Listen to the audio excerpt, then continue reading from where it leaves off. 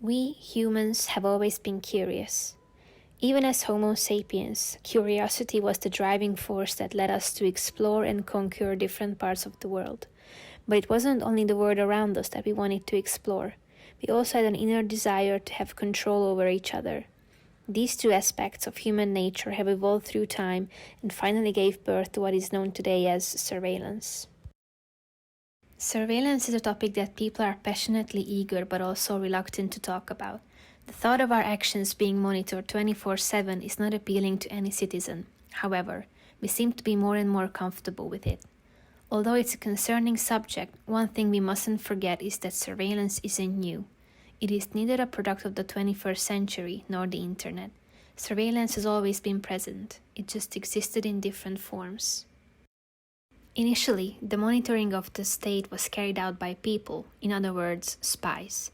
Espionage has been used in military affairs since ancient times. The ancient Egyptians had a developed secret service system, and spies are mentioned as far back as the Iliad or the Bible. In the Middle Ages, European territories made immense progress in the evolution of state monitoring when Catholic inquisitions were held to annihilate heresy. Inquisitions were marked by centrally organized mass interrogations and detailed record keeping. In the 20th century, at the height of World War I, all great powers had elaborate civilian espionage systems in order to protect the country. Two new methods for intelligence collection were developed in the form of war photography and code breaking.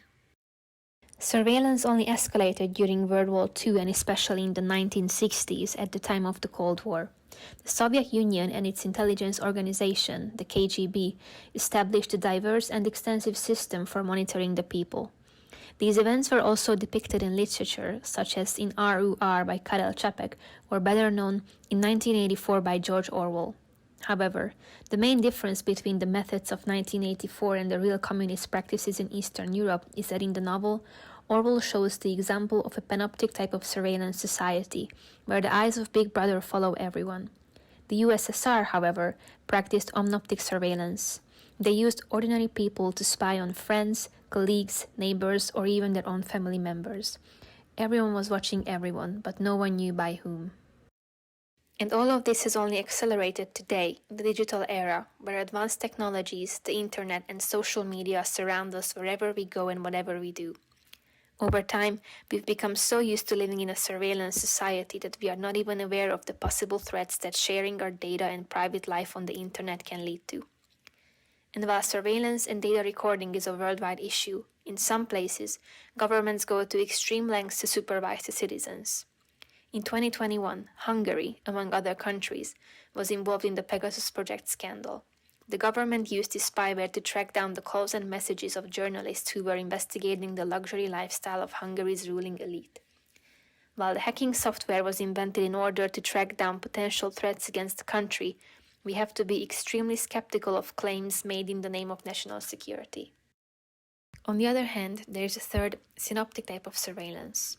In Poland, investigative journalists aim to reveal the conspiracies, affairs, and scandals in the political landscape in order to make politicians and the government responsible for their actions. At the moment, Poland is facing a mail scandal since emails from the private mailbox of the Prime Minister have been leaked to the public. The matters raised in these mails range from using the military against abortion protesters to questions over vaccine procurement. Some argue that everyone has a choice whether or not to take part in all of this, but it's clear that social media culture has been ingrained into society as routine and normative. And although concerns about privacy are being raised more and more, one thing we tend to forget is that we participate in the phenomena of mass surveillance just as much as governments or companies. By looking up people on Facebook, scrolling through others' Instagram accounts, or tracking back old tweets, we also feed the system. So, the question is the age of privacy really over? Or did it ever exist?